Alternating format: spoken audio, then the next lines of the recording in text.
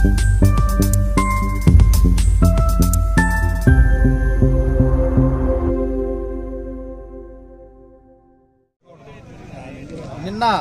నరసరావుపేట మాజీ ఎమ్మెల్యే మోపిరెడ్డి శ్రీనివాసరెడ్డి మాట్లాడుతూ అంటే 2 నెలల తర్వాత నరసరావుపేట నియోజకవర్గం గుర్తొచ్చింది.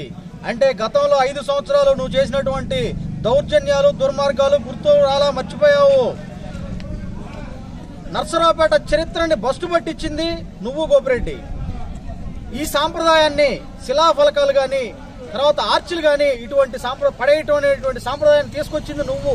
నీకు సిగ్గుండాలి. నువ్వు మా నారా చంద్రబాబు నాయుడు గారు ముఖ్యమంత్రి గారి మీద మాట్లాడేటువంటి స్థాయి అయిపోయింది నీది. ఇప్పటికైనా బుద్ధి తెచ్చుకో, కళ్ళు తెరిచి ఆలోచించు. రొంపిచెర్ల మండలంలో రొంపిచెర్ల ఎంఆర్ఓ ఆఫీస్ని నువ్వు తీసుకుపోయి ఎక్కడ పెట్టావు? నీకు సంబంధించినటువంటి వాళ్ళ దగ్గర తీసుకుపోయి పెట్టావు. అంటే నువ్వు ఏ విధంగా దుర్మార్గమైనటువంటి పనులు చేశావు అనేది ఆలోచించుకో.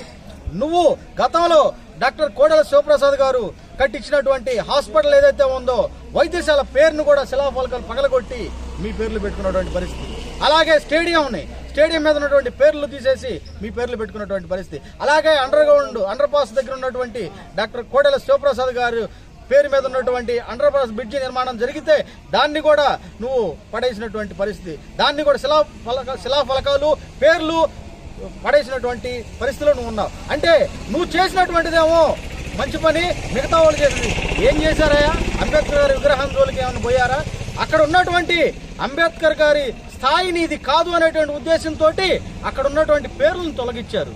దానికే నువ్వు గగ్గోలు పెట్టి రకరకాల మాటలు నీ పక్కన ఉన్నటువంటి మహిళలను తీసుకొచ్చేసి ఈరోజు మహిళా చేత సిగ్గుపడే విధంగా మాట్లాడటం ఎంతవరకు సమంజసం ఆలోచించండి. చంద్రబాబు నాయుడు గారు చనిపోతే గుండు కొట్టించుకుంటావా? ఏం పదాలు అవి? ఆలోచించుకొని మాట్లాడితే స్త్రీ జాతి కూడా ఆనందపడతారు.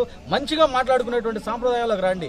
ఇప్పటి వరకు 2 నెలలు అవుతున్నా కానీ ఎక్కడా కూడా ఒక్క ఎఫ్ఐఆర్ కూడా నమోదు కానటువంటి పరిస్థితి అంటే తెలుగుదేశం పార్టీ క్రమశిక్షణ గల పార్టీ కాబట్టి ఈ రోజు కూడా అందరూ కూడా సమన్వయంతో ఉండి అందరూ కలిసి కట్టుగా అభివృద్ధి పదాల్లో తీసుకుపోదాం అనే ఆలోచనతో ముందుకు పోతున్నారు. నువ్వు మళ్ళీ కొత్తగా ఈ రోజు వచ్చి ఈ పాత సాంప్రదాయాన్ని లేపేటువంటి పరిస్థితిని జరగకూడదని చెప్పేసి కూడా హెచ్చరిస్తూ ఉన్నాం.